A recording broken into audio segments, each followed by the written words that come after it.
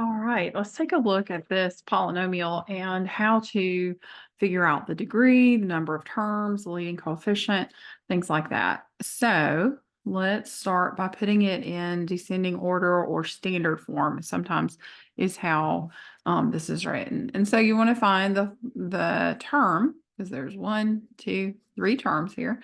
You want to find the term that has the greatest exponent. So that would be negative x to the fourth.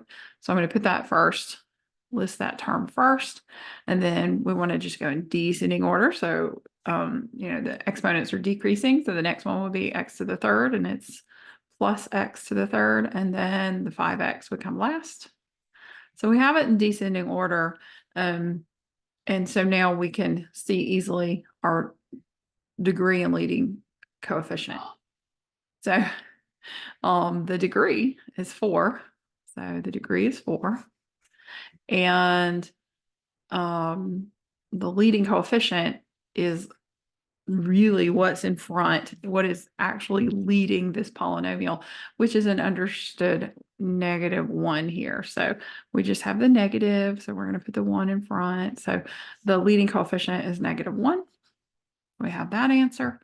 And now we can, I guess, name it lastly. So 3 terms means this is a trinomial. I think I'll type it because that'll be better than my handwriting.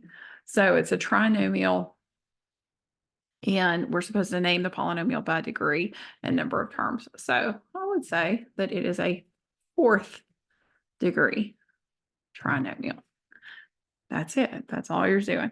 3 terms means trinomial, just like a tricycle has 3 wheels. If it was 2 terms, it'd be a binomial, like a bicycle has 2 wheels, that kind of thing.